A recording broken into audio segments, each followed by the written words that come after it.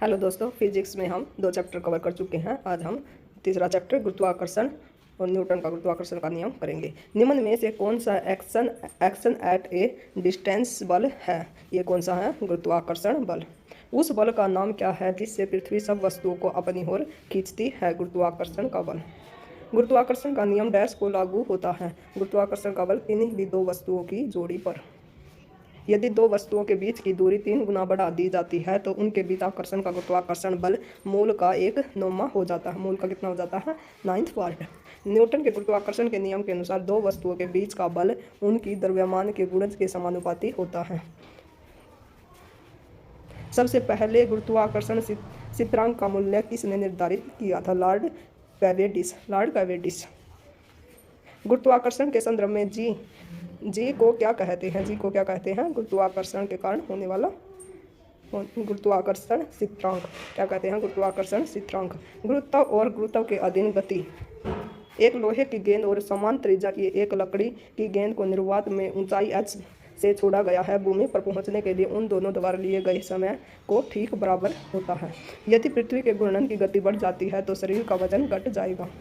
निम्नलिखित में से जी का मान क्या है?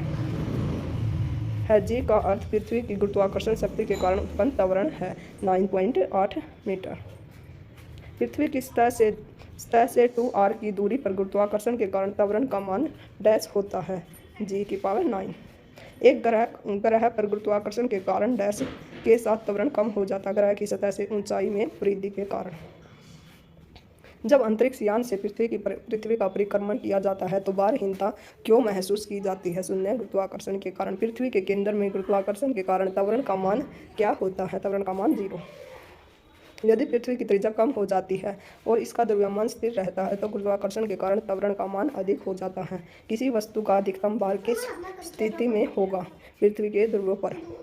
किसी पिंड का वजन पृथ्वी के केंद्र में कितना होता है? 0। एक लिफ्ट जो एक समान वेग के साथ नीचे जा रही है उससे किसी व्यक्ति का स्पष्ट वजन डैश होता है। क्या होता है? उसी के बराबर वजन जब व्यक्ति स्थिर रहता है। क्या होगा यदि किसी वस्तु को ऊंचाई से नीचे गिराया जाए और वहां हवा का प्रतिरोध न हो? उसकी गति बढ़ जाएगी। पृथ्वी के केंद्र से 2r की ऊंचाई पर स्थित व्यक्ति का वजन 1/4 हो जाता है। किसी ग्रह की त्रिज्या r की कक्षा में परिक्रमा अवधि t है। त्रिज्या 4r की कक्षा में परिक्रमा अवधि क्या होगी? 8t। उपग्रह को जब एक बार कक्षा में स्थापित कर दिया जाता है तो इसकी गति को नियंत्रित करने वाला एकमात्र बल गुरुत्वाकर्षण बल है।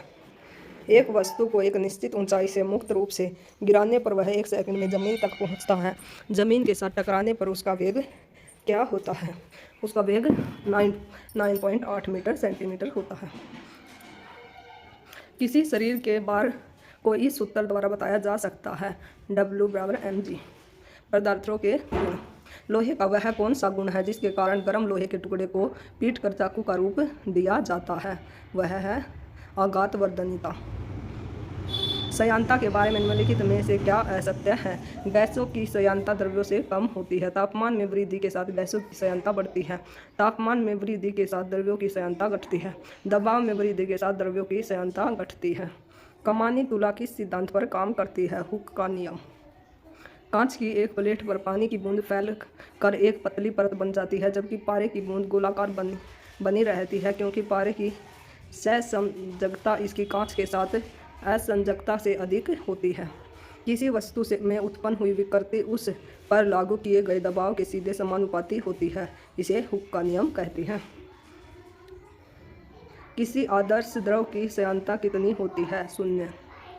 दीपक की बाती में तेल के ऊपर चढ़ने का क्या कारण होता है? केशिका क्रिया। मृदा द्वारा जल के अवशोषण से संबंधित सिद्धांत क्या कहलाता है? केशिका क्रिया। द्रव्यों का प्रवाह। v स्थिरांक जहां a अनुप्रस्थ काट का क्षेत्रफल और v द्रव का वेग होता है। इस समीकरण को निरंतरता का समीकरण कहते हैं। किस कारण से वायु के बुलबुले तरल पदार्थों में उठते हैं? श्यानता तथा उत्प्लावन। एक सुविही प्रवाह में तरल पदार्थ में डैश हर बिंदु पर एक समान रहता है वेग के कारण। जब बर्फ पानी के ऊपर तैरती है तब इसका डैश हिस्सा पानी से बाहर रहता है 0.1%। यदि एक बर्तन में तैरती हुई बर्फ पिघलती है तो उस बर्तन में जल का स्तर कोई परिवर्तन नहीं होता। किसी तरल पदार्थ में डूबे हुए पिंड के भार में होने वाली कमी विस्थापित तरल के भार के बराबर होती है। निम्न में से कौन सा वैज्ञानिक इस परिघटना को स्थापित करने वाला पहला व्यक्ति है? आर्किमिडीज। किसी तैरती हुई वस्तु पर लगने वाले ऊर्ध्व बल को उछाल कहते हैं। लैक्टोमीटर, हाइड्रोमीटर, जहाजों और पनडुब्बियों को आर्किमिडीज के सिद्धांत के आधार पर डिजाइन किया गया है। अगर आकर्षण शक्ति ना हो तो निम्नलिखित में से कौन सा तरल पदार्थ के लिए लागू नहीं होता? ये ऊपरी दबाव। डैश के अनुसार दबाव प्रति इकाई क्षेत्रफल पर लगने वाले बल जिस पर वह कार्य करता है के बराबर होता है। पास्कल का सिद्धांत। लैक्टोमीटर और हाइड्रोमीटर पदार्थों के गंतव्य को निर्धारित करने के लिए उपयोग किया जाता है आर्किमिडीज के सिद्धांत पर। एक ताजे अंडे को नमक के पानी में डालने पर क्या होता है? वह तैरता रहता है। पर्वतीय क्षेत्रों में जल का क्वथनांक क्या होता है? जितना समुद्र तल पर होता है उससे कम। निम्नलिखित में से किसका गंतव्य सर्वाधिक होता है? पानी का। पर्वतीय क्षेत्रों में जल का क्वथनांक क्या होता है? जितना समुद्र तल पर होता है उससे कम। पानी का क्वथनांक ऊंचाई पर कम क्यों हो जाता है? कम वायुमंडलीय दबाव के कारण। पानी का गंतव्य डैश पर सर्वाधिक होता है? 4 डिग्री सेल्सियस। अधिक ऊंचाई पर उड़ने वाले हवाई जहाज में स्याही वाले पैन लीक क्यों हो जाते हैं? पैन के बाहर कम वायुमंडलीय दबाव के कारण। जब जल जम जाता है तो उसका गंतव्य घटता है। किसी पदार्थ की सामग्री का गंतव्य उससे द्रव्यमान को आयतन से विभाजित करने पर प्राप्त होता है। एक नैदानिक थर्मामीटर 35 डिग्री सेल्सियस से 42 डिग्री सेल्सियस तापमान को मापता है। अणु गति का सिद्धांत। यदि बंद पात्र में कुछ गैस निकाल कर दाब कम कर दिया जाए तो गैस के अणुओं का मध्य मुक्त पथ क्या होगा? बढ़ेगा। फ़ारेनहाइट स्केल पर मापांक क्या है? 212 डिग्री फ़ारेनहाइट। समुद्र स्तर पर पानी का क्वथनांक कितना होता है? 100 डिग्री सेल्सियस। किसी गैस का आणविक द्रव्यमान उसके वाष्प दाब से दुगना होता है। तरल पदार्थ के क्वथनांक पर तापमान नियत रहता है। हीट। 5वां चैप्टर कौन सा हमारा? हीट, ऊष्मा। ताप मापने के लिए किस युक्ति का प्रयोग किया जाता है? Thermometer.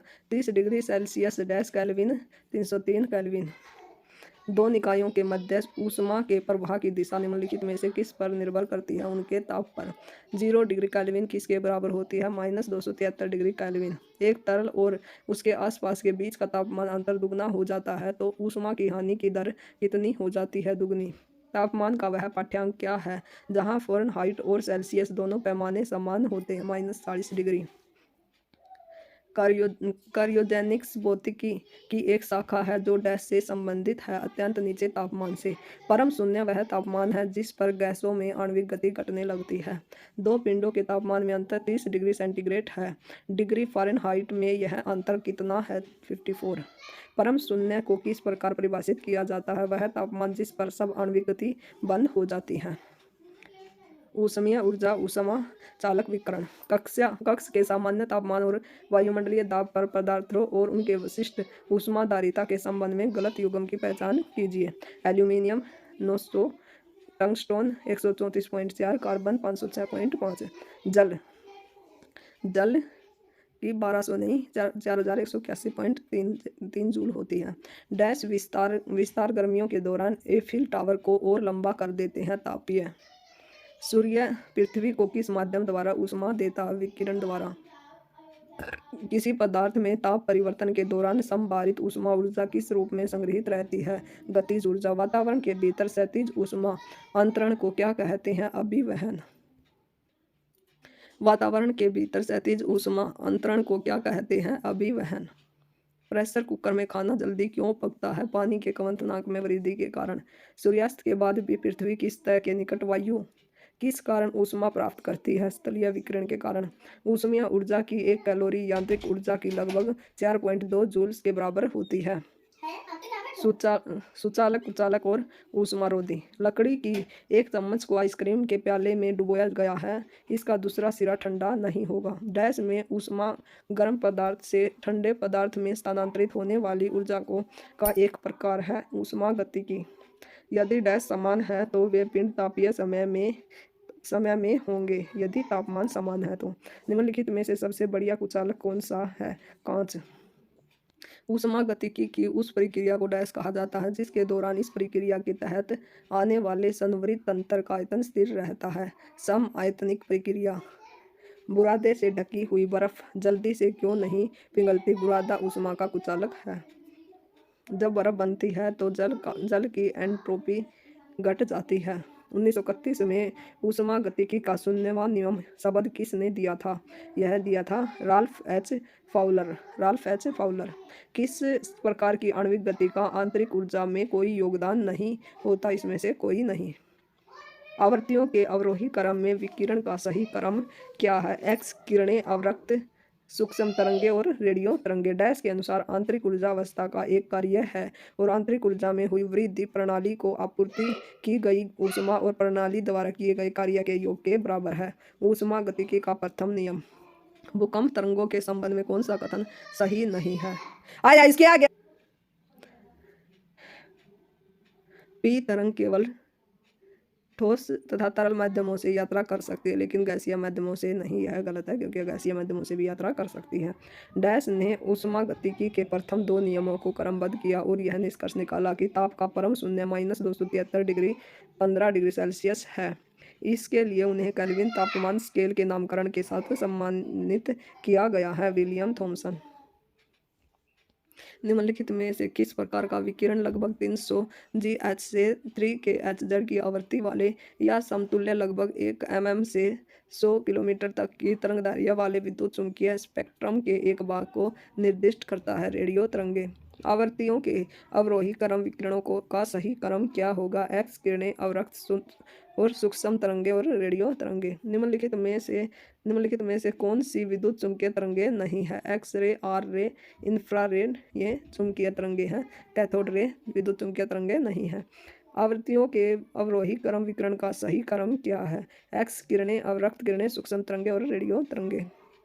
TV remote control dash के सिद्धांत पर कार्य करता है? इंफ्रारेड तरंगों के। निम्नलिखित में से कौन सा आवृत्ति के बढ़ते क्रम में है? दीर्घ रेडियो तरंगे, सूक्ष्म तरंगे, दृश्य प्रकाश तरंगे और एक्सरे। आयनिक डैश में जीवित कोशिका में परमाणुओं को प्रभावित करने के लिए पर्याप्त ऊर्जा होती है जिसमें उनके आनुवंशिक सामग्री को नुकसान होता है। विकिरण। नाभिकों के रेडियो एक्टिव श्रेय के दौरान निम्नलिखित में से कौन सा विद्युत चुम्बकीय तरंगें उत्पन्न होती हैं? गामा किरणें। अवरक्त तरंगों की तरंगदैर्घ्य रेडियो तरंगों से छोटी होती है। पृथ्वी की सतह अंतरिक्ष में अवरक्त विकिरण के रूप में ऊष्मा उत्सर्जित करती है। इस वैज्ञानिक ने प्रकाश के तरंग सिद्धांत को प्रस्तावित किया था? Christian Huygens.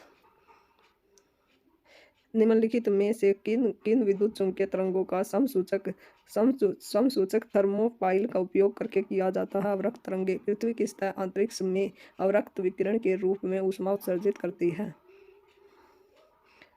मैग्नेट्रॉन वाल्व का उपयोग सूक्ष्म तरंगों के उत्पादन में किया जाता है। किसी लहर की डैश उस लहर की यात्रा की दिशा में लंबवत प्रति इकाई क्षेत्र में ऊर्जा के हस्तांतरण की दर तीव्रता को कहते हैं। जिस प्रघटना ने प्रकाश के अनुप्रस्थ स्वरूप को स्थापित किया वह प्रघटना क्या है? ध्रुवीकरण।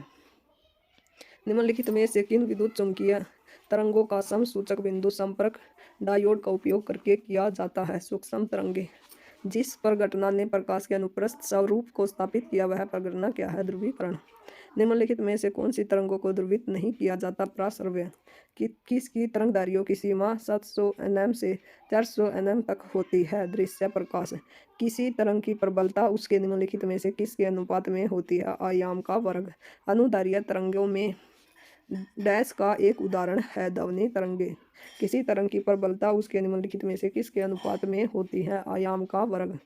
सुपरपोजिशन के सिद्धांत के अनुसार डैश का संदर्भ अंतरिक्ष में मैक्सिमा और मिनिमा के क्षेत्रों का उत्पादन करने के लिए 2 या अधिक सुसंगत तरंगों के एक दूसरे के ऊपर रखने से होता है। हस्तक्षेप। तरंग की आवृत्ति और आवर्तकाल के बीच उचित संबंध होता है। आवृत्ति मल्टीप्लाई आवर्तकाल इक्वल 1। ऑस्ट्रियाई वैज्ञानिक क्रिश्चियन डोपलर द्वारा डोपलर प्रभाव की खोज किस वर्ष में की गई थी? 1842 में। ध्वनि की प्रबलता ध्वनि उत्पन्न वर्ग करने वाले कंपन के आयाम के समानुपाती होती है। निम्नलिखित में से किन विद्युत चुम्बकीय तरंगों के समसूचक के लिए गीगर ट्यूबल ट्यूब का उपयोग किया जाता है। गामा किरणें डैश को ऊष्मा तरंगों के रूप में जाना जाता है। अवरक्त तरंगे ध्वनि जो कि एक यांत्रिक तरंग है, निम्नलिखित में से किस माध्यम में यात्रा नहीं कर सकती? निर्वात ध्वनि ध्वनि निम्न माध्यमों में से किस में यात्रा नहीं कर सकती? निर्वात। रडार प्रणाली में उपयोग की जाने वाली तरंगे सूक्ष्म तरंगे होती हैं। स्टेथोस्कोप किस सिद्धांत पर कार्य करता है? ध्वनि का परावर्तन। महिलाओं की तीखी आवाज उच्च आवृत्ति के कारण होती है। किसी औसत वयस्क व्यक्ति के लिए ध्वनि की श्रव्य सीमा कितनी होती है? 20 हर्ट्ज से 20,000 हर्ट्ज तक। एक विशिष्ट ताप पर निम्नलिखित में से किस माध्यम में ध्वनि तरंगों की गति सर्वाधिक होती है? ठोस। मानव जाति में सुनने की सीमा कितनी होती है? 20 से 20,000 हर्ट्ज तक, और इससे ऊपर की चमगादड़ और कुत्ते सुन सकते हैं।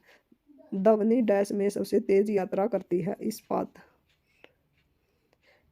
अल्ट्रासोनिक ध्वनियों वे ध्वनियाँ होती हैं जो 20 हर्ट्ज से अधिक की होती हैं, जिसे कुत्ता, बिल्ली और चमगादड़ सुन सकते हैं। बिजली गड़गड़ाहट की आवाज़ उसकी चमक से काफ़ी बाद में सुनाई देती है। इससे क्या याद होता है? ध्वनि की गति प्रकाश की गति से बहुत कम होती है। वायु में ध्वनि का वेग 343 मीटर पर सेकंड होता है।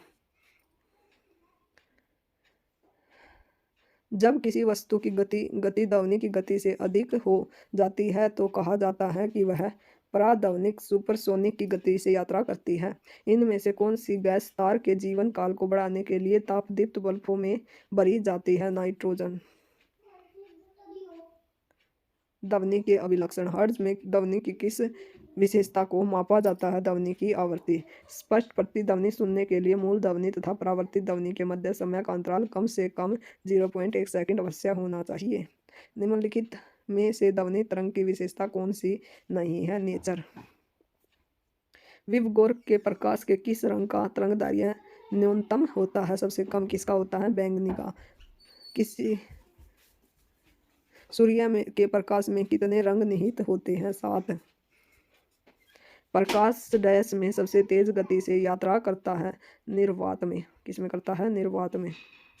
जो वस्तुएं सूर्य की तरह सम प्रकाश उत्सर्जन करती है उन्हें क्या कहा जाता है? दीप्त पिंड या वस्तु। सूर्य के प्रकाश की लाल और हरे रंग की तरंगदैर्घ्य के अलावा महासागरों में जल के अणुओं द्वारा सूर्य के प्रकाश की अन्य कौन से रंग की तरंगदैर्घ्य अवशोषित की जाती है? पीली।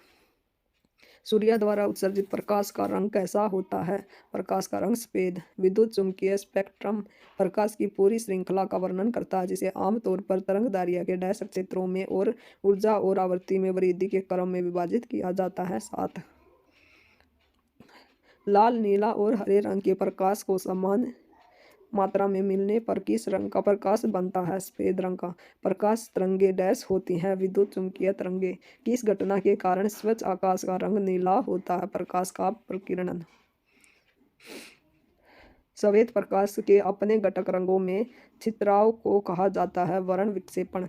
सूक्ष्म निलंबित कणों वाले किसी माध्यम द्वारा प्रकाश किरण के प्रकीर्णन को क्या कहा जाता है? टिंडल प्रभाव। सूर्योदय और सूर्यास्त के समय सूर्य का रंग लाल क्यों दिखाई देता है? लाल को छोड़कर अन्य सभी रंग प्रकीर्णित हो जाते हैं। उस परिघटना का नाम क्या है जिसमें सूर्योदय और सूर्यास्त के समय पहाड़ों की चोटियां गुलाबी या नारंगी रंग की हो जाती हैं? एल्पेंग्लो। उस परिघटना प्रकाश के प्रकीर्णन द्वारा संचालित का नाम क्या है जिसमें सूर्योदय और सूर्यास्त के समय पहाड़ों की चोटियां गुलाबी या नारंगी रंग की हो जाती हैं?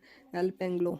सूर्योदय और सूर्यास्त के समय सूर्य का लाल रंग क्यों दिखाई देता है? लाल को छोड़कर अन्य सभी रंग प्रकीर्णित हो जाते हैं। प्रकाश का परावर्तन। रमन अपने वाहन में पश्च दृश्य दर्पण का प्रयोग करना चाहता है, इसके लिए उसे किस प्रकार का दर्पण चुनना चाहिए? उत्तल दर्पण। आकाश का रंग नीला दिखाई देता है क्योंकि वायुमंडल में नीले रंग का प्रकाश दूसरे रंग की तुलना में अधिक परिकिरणित होता है। वाहनों में हेडलाइट के रूप में निम्नलिखित में से किस दर्पण का उपयोग किया जाता है? अवतल दर्पण का। समतल दर्पण द्वारा बनने वाले प्रतिबिंब को आकार सदैव वस्तु के बराबर होता है। निम्नलिखित में से किस प्रकार के दर्पण में प्रकाश का पार्श्व व्युत्क्रमण प्रदर्शित होता है? समतल दर्पण। समतल दर्पण द्वारा बनने वाला प्रतिबिंब सदैव सीधा होता है। किसी स्क्रीन पर बनी छवि को वास्तविक छवि कहा जाता है, जबकि एक समतल दर्पण द्वारा बनाई गई छवि को आभासी छवि कहा जाता है। समतल दर्पण की स्थिति में निम्नलिखित में से कौन से कोण आपस में बराबर होते हैं? आपतन कोण और परावर्तन कोण। यदि प्रकाश एक दूसरे के सामने रखे गए दो समतल दर्पणों से परावर्तित हो तो कितने प्रतिबिंब बनेंगे? अनंत। एक दर्पण द्वारा बनाए गए प्रतिबिंब में बाईं ओर की वस्तु दाईं ओर दिखाई देती है और दाईं ओर की वस्तु बाईं ओर दिखाई देती है। इसे क्या कहा जाता है? पार्श्वीय व्युत्पन्न। निम्नलिखित में से किसका उपयोग सर्च लाइटों में परावर्तन के रूप में किया जाता है? अवतल दर्पण। एक दूसरे पर 120 डिग्री पर झुके दो दर्पणों द्वारा कुल कितनी छवियां बनेंगी? 2 छवि बनेंगी। सौर कुकर में उपयोग के लिए कौन सा दर्पण सबसे उपयुक्त है? अवतल दर्पण। एक वस्तु अवतल दर्पण के सामने 20 सेंटीमीटर पर रखी है और प्रतिबिंब दर्पण में 30 सेंटीमीटर की दूरी पर बनता है। दर्पण का फोकस दूरी याद कीजिए 12 सेंटीमीटर। कोई वस्तु 12 सेंटीमीटर वक्रता त्रिज्या के अवतल दर्पण के सामने 10 सेंटीमीटर दूरी पर रखी है। दर्पण से बने प्रतिबिंब की दूरी कितनी होगी? 15 सेंटीमीटर।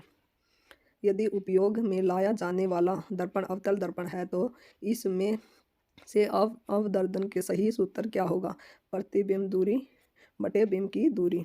डैश दर्पणकारों की हेडलाइट में उपयोग किया जाता है? अवतल दर्पण। 4.8 सेंटीमीटर फोकस दूरी वाले अवतल दर्पण से वस्तु को कितनी दूरी पर रखा जाए जब प्रतिबिंब दर्पण से 12 सेंटीमीटर की दूरी पर प्राप्त करना हो? 8 सेंटीमीटर। एक अवतल दर्पण से में यदि बिंब की वक्रता केंद्र पर रखते हैं तो बनने वाला प्रतिबिंब वक्रता के केंद्र पर स्थिर होता है। निम्नलिखित में से कौन सा अवतल दर्पण के बारे में सही नहीं है? इस दर्पण की परावर्तक सतह उभरी हुई होती है, ये सही नहीं है। किसी दर्पण में प्रतिबिंब आभासी सीधा तथा बिंदु के साइज का बनता है? उत्तल दर्पण। 40 सेंटीमीटर फोकस दूरी वाले उत्तल दर्पण से वस्तु को कितनी दूरी पर रखा जाए जब प्रतिबिंब दर्पण से 8 सेंटीमीटर की दूरी पर प्राप्त करना हो? 10 सेंटीमीटर। प्रकाश का अपवर्तन। प्रकाश की में किसी पदार्थ का अपवर्तनांक सूत्र n=c/v में दर्शाया जाता है, जहाँ c निवार्त में प्रकाश की गति है। प्रकाश की दिशा में होने वाले परिवर्तन की घटना जब वह एक माध्यम से अन्य माध्यम से होकर गुजरता है क्या कहलाती है? अपवर्तन। पानी में पैदा होने वाले बुलबुले में जो चमक होती है वह किस प्रक्रिया के कारण होती है? प्रकाश के संपूर्ण आंतरिक परावर्तन के कारण। निम्नलिखित में से कौन अपवर्तन के कारण होता है? जल के आंशिक रूप में डूबी पेंसिल का मुड़ी हुई दिखना, सूर्योदय से पूर्व सूर्य का दिखना। निम्नलिखित में से कौन से कथन क्रांतिक कोण के लिए सही है? अपवर्तन कोण 90 डिग्री होता है। प्रकाश किरण सघन माध्यम से विरल माध्यम में जाती है। जब प्रकाश तरंगें एक माध्यम से दूसरे माध्यम में प्रवेश करती हैं तो अपने मूल पथ से विचलित हो जाती हैं। इस परिघटना को अपवर्तन कहते हैं। निम्नलिखित में से किसका अपवर्तनांक क्राउन ग्लास के सबसे निकट होता है? कनाडा वलसम। बाई फोकल लेंस के ऊपरी भाग में किस प्रकार का लेंस होता है? अवतल लेंस। एक उत्तल लेंस की शक्ति का पता लगाएं। यदि प्रतिबिंब लेंस से 16 सेंटीमीटर की दूरी पर बनता है जब वस्तु को लेंस के दूसरे पक्ष पर ऑप्टिकल केंद्र से 20 सेंटीमीटर की दूरी पर रखा जाता है। 11.25 डायोप्टर। एक उत्तल लेंस की शक्ति का पता लगाएं। यदि निर्मित प्रतिबिंब लेंस से 20 सेंटीमीटर की दूरी पर होता है? 9 डायोप्टर।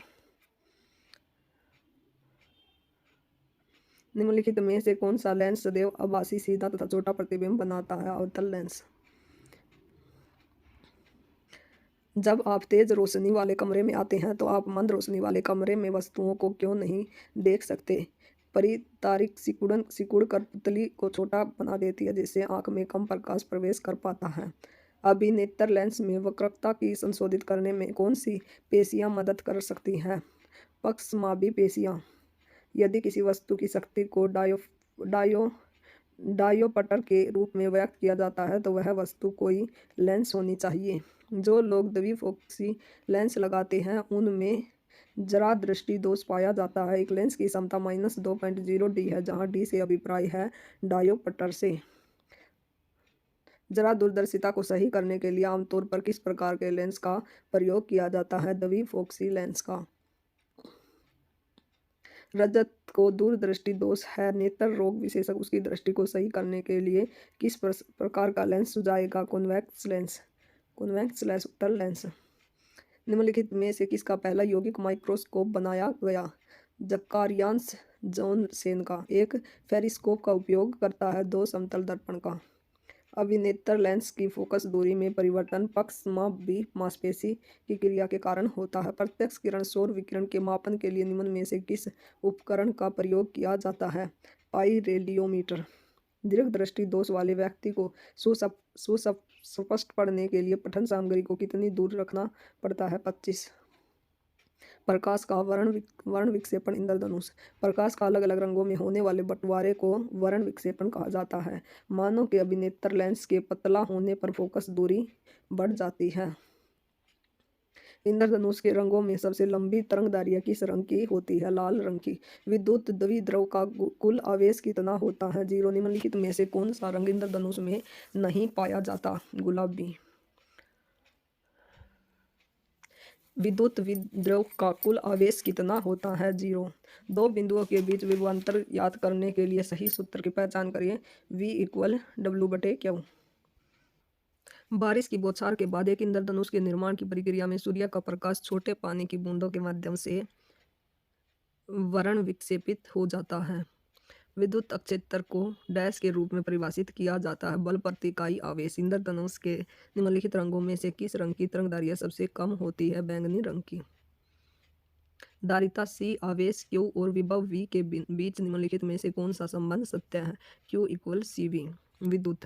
निम्नलिखित में से किसने पहली बार विद्युत क्षेत्र की अवधारणा प्रस्तुत की? Michael Faraday. कूलॉम का नियम ये नेक्स्ट वीडियो में करेंगे। Thank you for watching.